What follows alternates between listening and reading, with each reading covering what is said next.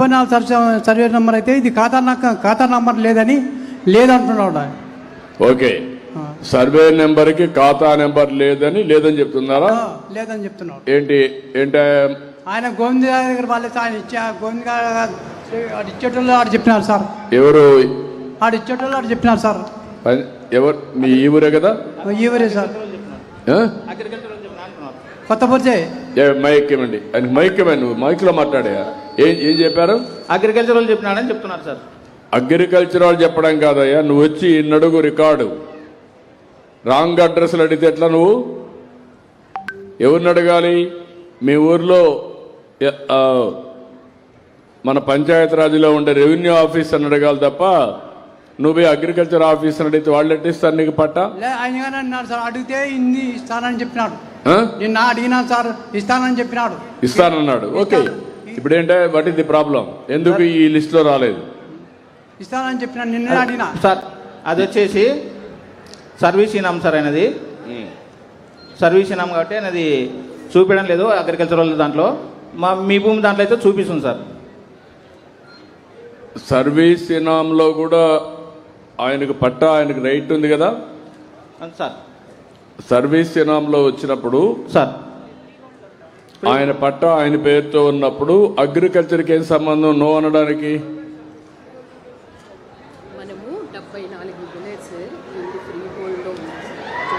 Free హోల్డ్లో ఉంది.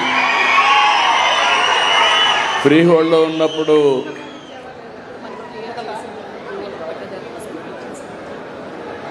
ఇప్పుడు మనం ఎప్పుడు క్లియర్ చేస్తాం ఈ 12? What do mean by freehold? Free హోల్డ్లో 35 సార్. అది 20 years చేస్తాను సార్. జియోలో పెట్టి క్లియర్ చేశాము. 13 లక్షలు 7 లక్షలు యాజ్ పర్ నామ్స్ వచ్చినాయి సార్. మిగతా డీవీలు వస్తున్నాయి. నేను తీసుకుని మనం ఇప్పుడు ఇది ఎక్కడుంది? ఫ్రీ హోల్డ్ మనం ఫ్రీజ్ లో పెట్టాము కాబట్టి ఇప్పుడు ఇవ్వచ్చండి. ఇప్పుడు ఈ ఊరు ఉందా లేదా? అందులో ఈ ఊరు ఉందా? ఫ్రీ హోల్డ్ ఇప్పుడు ఎగ్జామ్ట్ చేసిన దాంట్లో ఈ ఊరు వచ్చిందా లేదా? వచ్చింది. ఓకే, ఇప్పుడు కొన్ని రికార్డ్స్ అన్ని తారుమారైనాయి. అందుకే మీ ఊర్లో కూడా 12 మంది పేర్లు ఫ్రీ హోల్డ్లో పెట్టారు. ఇప్పుడు అది క్లియర్ చేశారు కేబినెట్ సబ్ కమిటీ. రేపు ఎల్లుండవు ఒక నెల టైం. మీరు కలెక్టర్ గారు నెల టైం. ఓకే, మీరు క్లియరెన్స్ పంపిస్తారు డిపార్ట్మెంటు.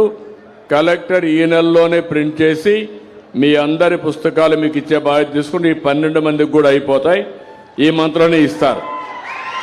అదే మాదిరిగా ఈ ఊర్లో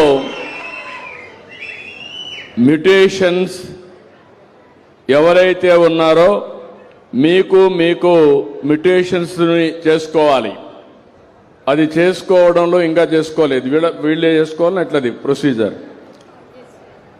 మ్యుటేషన్ 24 ఉన్నాయమ్మా, కానీ మ్యుటేషన్స్ డైడ్ 13 ఉన్నాయి.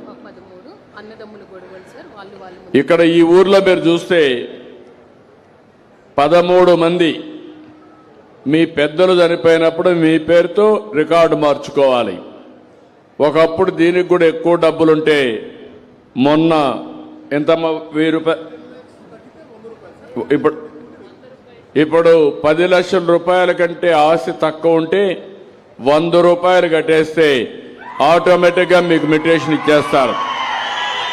10 లక్షల కంటే ఎక్కువ ఉంటే 1000 రూపాయలు కడితే ఆటోమేటిక్గా మ్యుటేషన్ ఇస్తారు.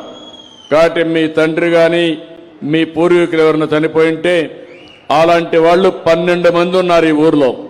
వాళ్ళందరూ ఇమీడియట్గా చేసుకోవచ్చు. రెండోది, మీ అన్నదమ్ముల మధ్య గొడవలు ఉన్నాయి. Joint LLM, SPM, LPM, joint pattadar. వాడు జాయింట్ పట్టాదార్ పేరేంటి? ఎల్పిఎం.